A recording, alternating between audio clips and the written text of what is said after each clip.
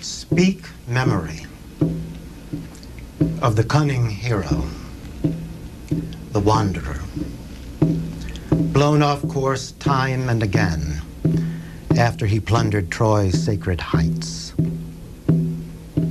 Speak of all the cities he saw, the mines he grasped, the suffering deep in his heart at sea as he struggled to survive and bring his men home, but could not save them, hard as he tried. The fools, destroyed by their own recklessness when they ate the cattle of Hyperion the sun, and that god snuffed out their day of return.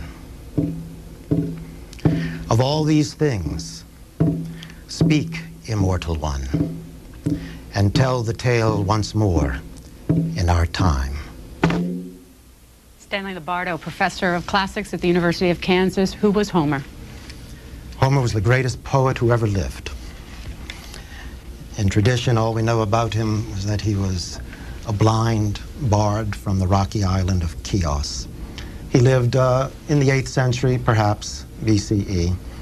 He composed, probably entirely without the aid of writing, the great epic poems, Iliad and Odyssey. He was not only a composer, but a performer. That's really all we know about him. What was the Odyssey? What's the story? The Odyssey is the story of the return home of Odysseus after the Trojan War. Odysseus had left his wife and infant son, sailed to Troy from Ithaca, where he was king, with 12 ships, fought in the war for 10 years, was responsible for the winning stratagem, the wooden horse, which finally allowed the Greeks to take the city, and then spent 10 years returning home. The Odyssey picks up the story just a few weeks, really, before he returns home. And by means of various devices, flashback and so forth, and other characters filling in, we get the entire story of his return home, the 10 years that he took to return home from Troy. It's a story about a man a veteran, a war veteran, who comes back home under difficult circumstances and picks up the pieces of his life successfully. Author, journalist Christopher Hitchens, is there any relevance to the Odyssey in today?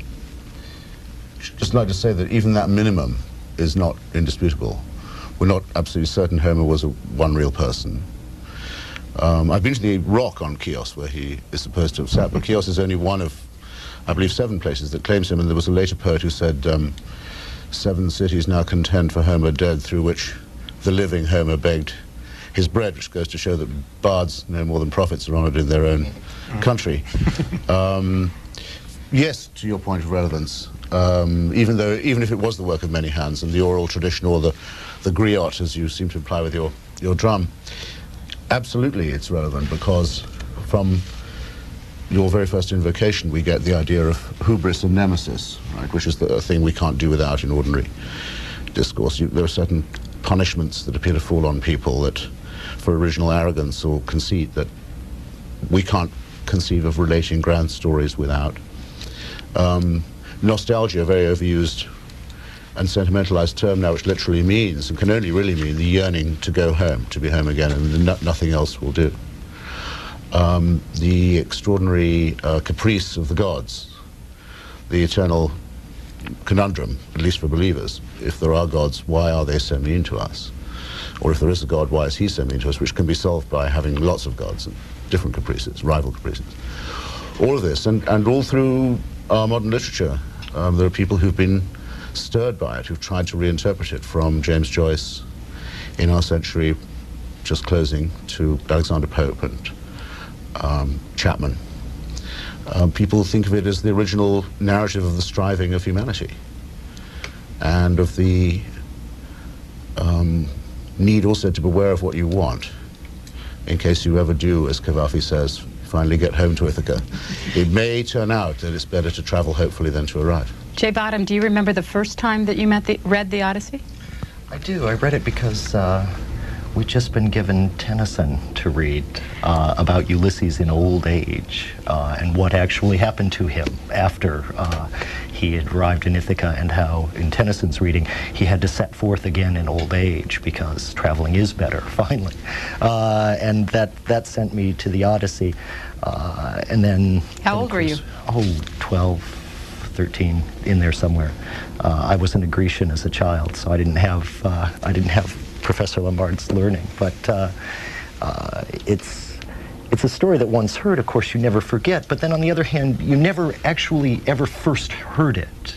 It's written so deep into all of our stories that you can't actually remember a time when you didn't know something about this story, whether you'd read Homer or not. It is the story of the Greeks. It's the story of half of our civilization.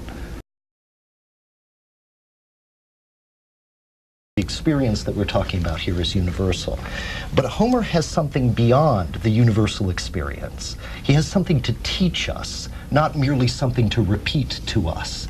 And what he has to teach us is a kind of nobility, a kind of understanding of how it is that the human being can rise above these circumstances and understand what it is to live according to the virtues. To live a life that, though it's tragic and short and filled with storms and angry gods, nonetheless is complete and whole and honorable.